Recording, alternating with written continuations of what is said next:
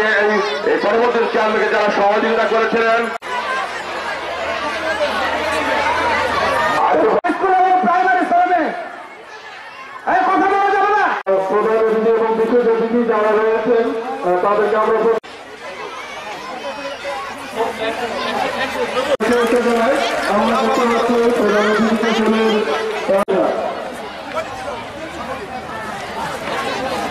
তলব করছেন হাফেজ মোহাম্মদ আবুল বাশার, 132 বছর।